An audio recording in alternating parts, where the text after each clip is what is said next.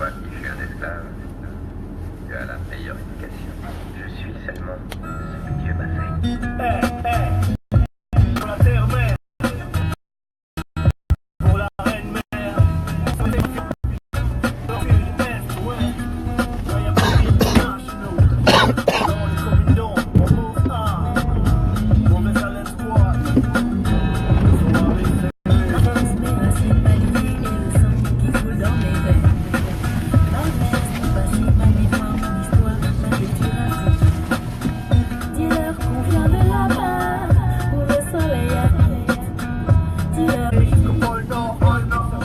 Les compatrioteux,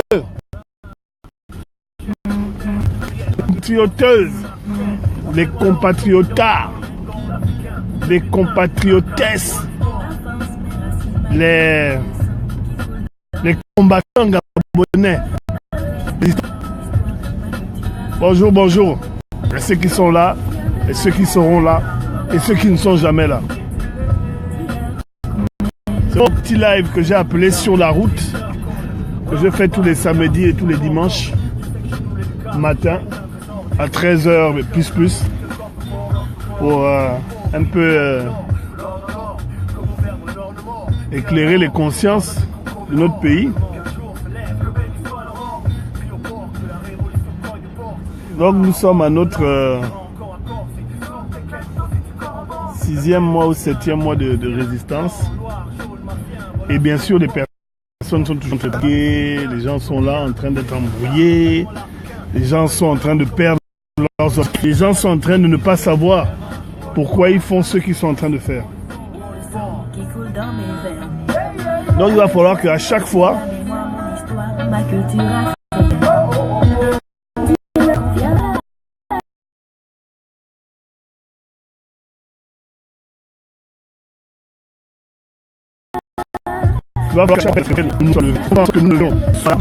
bon, continue à être debout. Ou bien, on fait les compromis. Moi, personnellement, s'il s'agissait que de moi et de ma conscience de Gabonais, j'aurais dit, bon, c'est pas grave, hein, Ali Bongo a tué les Gabonais, tout ça c'est derrière nous, hein, c'est le passé, maintenant on doit regarder l'avenir. Je pourrais réagir comme ça, en me disant, bon, c'est le passé, maintenant il faut regarder vers l'avant, l'élection est passée, mais qu'est-ce que ça veut dire? Là, je ne suis pas comme ça. Moi, ce que je dis, c'est que nous avons un porc qui est venu rugir sur le toit du Gabon. Et sa seule ambition, c'est s'enrichir et mener un train de vie digne d'un roi Qatar ou d'un pacha.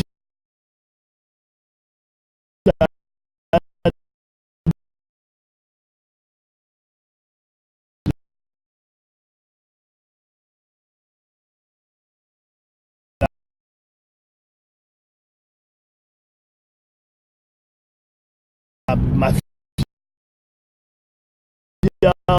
ou je ne sais pas pourquoi, ce c'est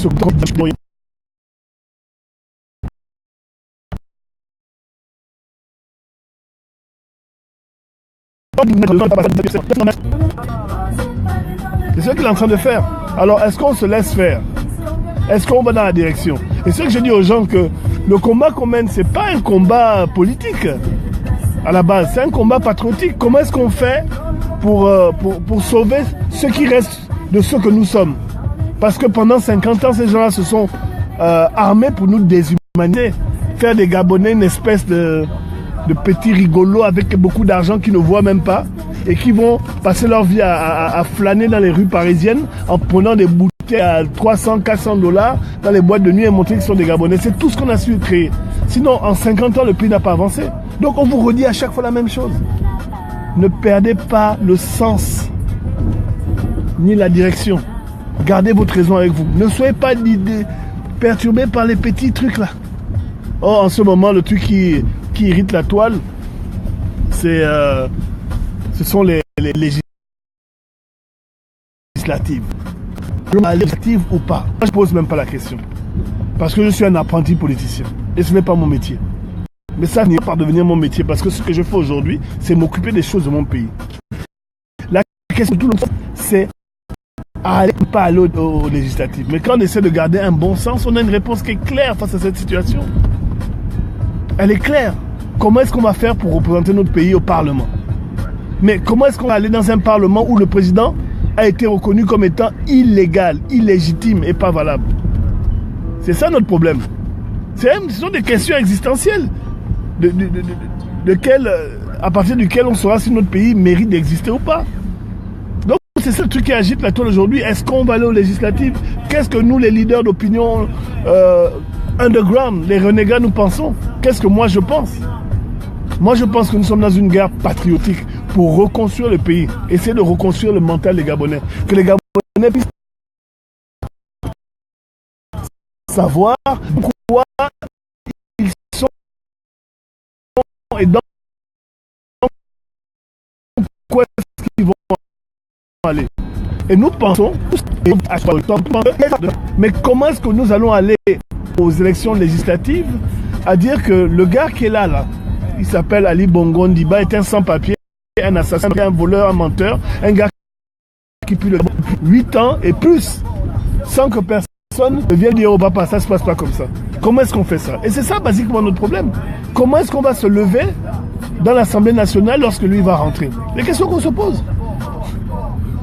C'est un meurtrier, un serial killer, c'est un psychopathe, un sociopathe. Hein? C'est quelqu'un qui n'a aucun amour pour les Gabonais. Il ne nous aime pas. Je n'ai même pas besoin qu'il m'aime, j'ai besoin qu'il foute le camp. Donc comment est-ce que moi, étant député, je vais me lever quand ce gars-là va rentrer? Mais vous allez me filmer, hein? Vous allez me filmer. Quand je serai député, comment je vais me lever si le gars est toujours là? Je ne peux pas. Comment est-ce qu'on fait pour dire que on va se lever devant un gars qui a tué des Gabonais froidement, des centaines de Gabonais froidement, et plein d'autres qui ont disparu? Comment est-ce qu'on fait ça? Nous, on ne sait pas faire ça. Ça, c'est plus la politique. C'est une question de survie, de patriotisme. Donc, c'est des questions que nous nous posons tous les jours. Est-ce qu'on va aller discuter avec un gars qui a passé 8 dernières années à se gaver sur le dos des Gabonais? Et il est aujourd'hui là, assis, sur une fesse, bien sûr. Sachant que tous les jours, on lui a montré notre capacité à résister. Et lui nous montre sa capacité à encaisser. Pas à résister, à encaisser. Donc nous on est là, c'est une guerre froide qu'on fait là. Parce qu'on ne veut pas discuter avec quelqu'un qui n'est pas légitime. La semaine prochaine, donc clairement, nous on ne va pas, on n'ira pas. Le peuple qui a élu Jean Ping ne veut pas aller aux législatives tant que les problèmes du Gabon ne sont pas réglés. Les problèmes du 31 août, on ne veut pas. On ne veut pas, ça ne nous intéresse pas. Et il faut faire preuve de bon sens dans toutes les situations. De petits salaires que certains députés veulent aller gagner aujourd'hui, ce ne sera que des petits salaires. Vous êtes dans l'arène politique, mais finalement vous allez gérer quoi? Depuis que le PDG est en place, jamais la majorité a gagné quoi que ce soit aux législatives. Donc on ne va pas tomber dans les écarts de croire que c'est parce qu'on va être plutôt aujourd'hui qu'ils ont changé. Voilà. Est-ce que nous sommes des enfants ou bien c'est la sénilité de certains de nos leaders politiques qui veulent nous faire croire que s'ils vont aux législatives, c'est pour changer quelque chose au Gabon? Non. Alors il y en a qui sortent des grands mots comme la politique de la chaise vide, tout ça. Mais dans quel état voulez-vous aller? C'est une question que je me pose. Il y en a qui ont des ambitions de devenir député, ça n'engage que. Mais moi, en tant que ce que je suis, je considère que tant que l'état de droit n'est pas installé au Gabon, tant que les problèmes d'arrestation, de meurtre et tout ce qui va avec ne sont pas résolus, nous allons dans un autre cycle qui a 7 ans, qui a 10 ans, où le bongoman, le biafrais boy, le fat boy, le boulet, le BD. Et n'oubliez pas que c'est quelqu'un que nous avons accueilli au Gabon. Donc nous on est contre, tout simplement. Sujet, on passe à autre chose. Là, il y a à Paris, là, Donc, comme il n'y a plus d'argent au Gabon, puisque Ali Bongo n'a passé ses 7 ans à jouir de l'argent du Gabon et ne rien faire, ne pas construire d'école, on se retrouve dans une situation où aucun investisseur n'a rattrapé. Parce qu'il n'y a tout simplement pas eu d'investissement. C'est tout. Ça ne peut pas rapporter.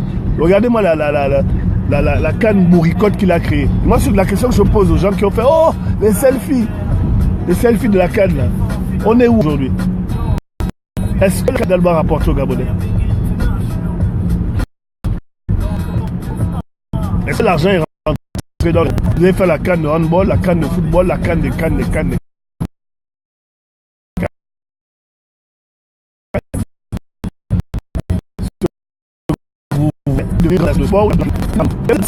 Vous avez votre gorille là, avec son pot de singe et de guénon, qui ont décidé donc de piller le pays. Et maintenant, le pays qu'ils font, ils vont maintenant faire les nouveaux programmes. Un gros truc à Paris, là, où il y aura le MEDEF, le PACA, ils vont tous manger. Le ministre du Gabon pour aller là-bas. Bon, nous, on vous pose la question. C'est encore une autre stratégie pour brader le pays. Un animal blessé à quelle force? Ali Bongo est affaibli à un niveau où il est en train maintenant d'aller mendier ce qu'il a toujours fait, puisque c'est un mendiant, puisqu'il est venu au Gabon, il était avec un gros kangourou et une boîte de sardines sur la tête. Donc il a encore créé une autre stratégie où il dit bon, on va maintenant séduire le MEDEF français. Après il est allé faire un voyage en Chine tellement il fait n'importe quoi. Et il dit maintenant il va séduire les Français et il va aller là-bas. Mais enfin, qu'est-ce qu'il espère de ces gens? Qu'ils investissent au Gabon, certes, mais à des taux incroyables. Puisqu'Ali Bongo est tellement faible, il veut tellement se maintenir, qu'il va accepter tout. Tout, absolument tout.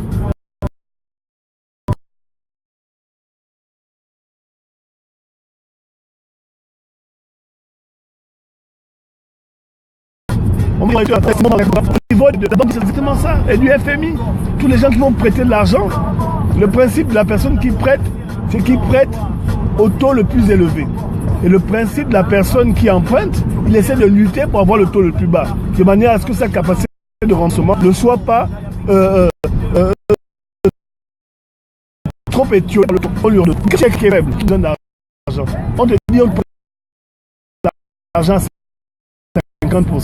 Tu vas dire oui, parce que tu as l'argent. Comment l'argent fait à jouir dans les grands hôtels avec son acrométie popo, monsieur AVC. On n'est pas tous à l'abri d'un AVC, vous savez. Mais il a passé ces 7 années à ne passer son temps qu'à jouir comme un nabab. Ben, aujourd'hui, étant affaibli, on met des taux qui vont le mettre KO, qui jouit et bon, et donc quand il va faire son petit truc de MEDEF à Paris là, avec tous les ministres, qu'est-ce qu'ils vont faire? Ils vont les négocier pour qu'on leur donne l'argent contre des concessions incroyables. Et ils vont revenir comme des zéros qu'ils sont au Gabon en disant bon, nous avons réussi à faire ça, ci, cela, comme ils sont allés faire en Chine. Brader une partie du Gabon pour avoir de l'argent sur le court terme. Et c'est aux conséquences de leur comportement. Donc, venez à Paris. On est là, non? On est là pour vous accueillir. Donc vous n'êtes pas capable et vous êtes incapable. Est-ce que vous vous rendez compte que après 20 ans de génocide, le Rwandais est sur les rails? Le Rwandais est aujourd'hui nous avons les casiers de bière à Libreville. C'était ça leur boulot. Mais aujourd'hui, ils ont un pays qui commence à ressembler à quelque chose. Je veux dire que c'est la mentalité, mais ils ont construit leur pays. Et aujourd'hui, nous, les Gabonais, nous nous retrouvons comme étant le pays, le trou du cul de l'Afrique. On va dire les choses comme elles sont. N'oubliez pas que le live du samedi est un live qui est beaucoup plus cru que ceux qui en semaine. Nous sommes là maintenant, le bouche-trou, la bordel de l'Afrique. Tous les trucs du New York Forum, là, finalement, on a gagné quoi? On a gagné quoi? Et c'est ça. Tous les gens qui sont venus faire des blabla du Gabonais, on a gagné quoi? Et ils ne passent son temps qu'à blanchir l'argent du Gabonais.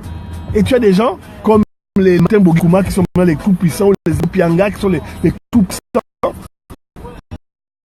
Martin, c'est mon ami. On est ensemble. Il ne peut pas dire le contraire. Donc j'ai choisi de ne pas brader mon pays parce que je n'ai pas de pays de rechange. En tout cas, pas de pays de cœur de rechange. Aujourd'hui, je suis dans les pays des autres.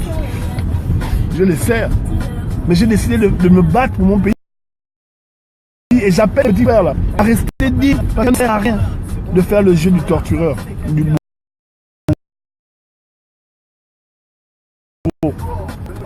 mais ils vont jouir de l'argent du pays. Mais le retour, c'est que le pays restera le même. Parce que leur objectif n'est pas l'objectif. Bonjour, Chris. Leur objectif n'est pas de faire en sorte que le pays marche. Donc, dans un pays où rien ne marche, dans un pays où l'argent est parti, dans un pays où on n'est plus respecté, vous pensez vraiment que nous avons le temps d'aller encore voter les députés? Hein? Vous pensez qu'on a le temps? Vous pensez qu'on a le temps de dialoguer? Parce que le dialogue là, ça n'a jamais amené à quoi que ce soit. Fait comme il est en tout cas. Et fait par qui il est. Vous pensez qu'on a ce temps là? Si vous pensez qu'on a ce temps, faites. Mais après, comme on vous dit, on verra. On verra les conséquences. Et c'est chiant d'en arriver à un moment où l'esprit patriotique s'étant complètement éteint. On est toujours en train de vous dire, ben vous allez voir. Et quand on vous dit vous allez voir,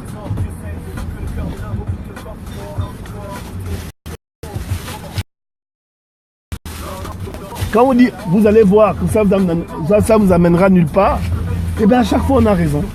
Et c'est embêtant, c'est vraiment énervant. J'ai toujours détesté dire à quelqu'un, je t'avais dit, oh, je t'avais dit. Mais tous ces gars-là savent que tout ce qu'ils font là, ça ne nous amènera nulle part. Mais ils s'accrochent. Et ils s'accrochent. Oui, c'est notre cœur, c'est notre rage, c'est notre amour, c'est notre planète, notre pays. Et on ne peut pas aujourd'hui faire comme si ça ne sert à rien. Ils ont enfermé des gens, ils ont torturé des gens, ils ont tué des Gabonais pour pouvoir se maintenir là. Et quand ils se maintiennent là, ils font quoi? Rien. Ils ne font que jouir du pays, acheter les Bentley. Voilà. Et plus le temps passera, plus le Gabonais sera idiot. Parce que Ali Bongo a décidé d'abrutir les Gabonais. Et on en veut pour preuve parce que vous pensez